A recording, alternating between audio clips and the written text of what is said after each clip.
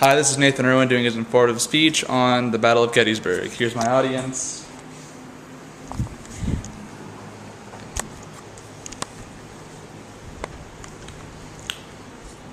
Imagine fighting your sibling, or a family member, a cousin, sister, a brother, fighting over little things like the remote control, or who's getting what room, or just wrestling for fun. But now imagine that and take that to a new level.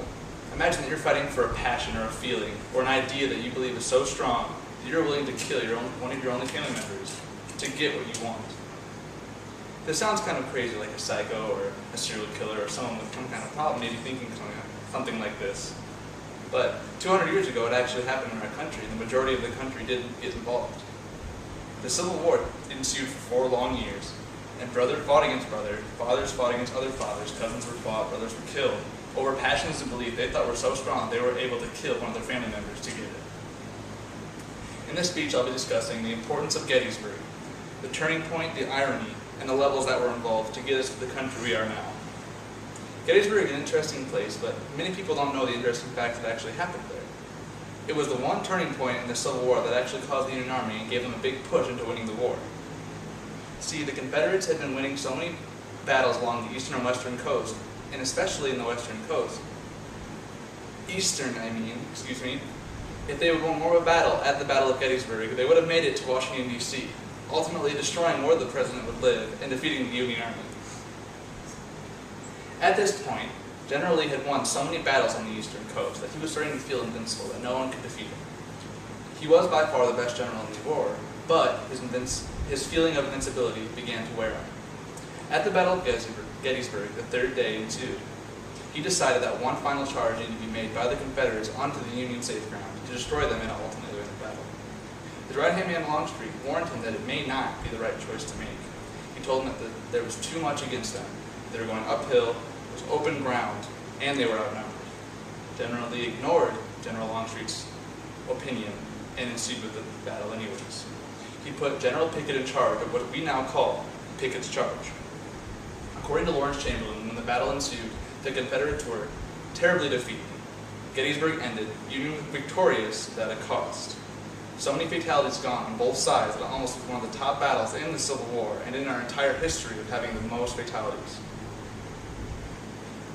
Gettysburg irony was also involved in this. Not only were brothers fighting brothers in this war and family members dying, but there are also friends in higher ranks that ended up having ironic ideas and ironic sayings that occurred at the Battle of Gettysburg. One such occurrence was General Armistead. General Armistead had met a friend named General Hancock, the leader of the Union Army at the time, at where they went to college, West Point, both of them becoming officers. General Armistead said, before the battle had begun, that if I must wage my wide hand against war against my best friend, then may God strike me down. And well, the Battle of Gettysburg came. He had to have a battle with his friend, and on the way they charged, General Armistead was shot. His final words were to a young Union soldier saying, "Please tell my friend that I am sorry," and he gave the soldier his Bible to give to Hancock. Hancock was also shot, but he also survived. Pickett's charge is also ensued. Pickett was known for being at the lowest of his class at West Point, a college that most generals had attended at the time. He was a class of 200, and he was by far the lowest in his class. He was put in charge of the final battle. During the battle, as a general would do, he pulled out and let his men take the battle. As he looked and watched the battle ensue, he noticed that he was losing dramatically. At the end of the battle, he was off his horse walking toward General Lee. General Lee noticed him and said, quote, "General Pickett, look to your division."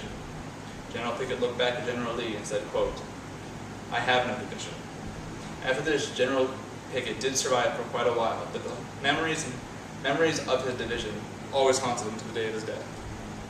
The final part of my speech is the divisions that were set up during the Gettysburg to help with the battles. As you can see here, there is the army that was led by the main general. On the Union, it was Hancock. On the Confederates, it was General Lee. That was separated into 2 corps, which were Longstreet and Hill for the Confederates. As it went down, you can see that some were separated and more were separated. These allowed a little bit more of an organized and better way to fight battles. According to Joshua Lawrence, the way this was set up created the best organization that an army could ever use to win a battle. In conclusion, you've noticed that Gettysburg not only benefited the Civil War into the Union defeating the Confederates and ultimately winning the war, but it also benefited today's nation. Because if we would have lost, our country could have been something very, very different today. The end. How's that? This is my audience. Yeah.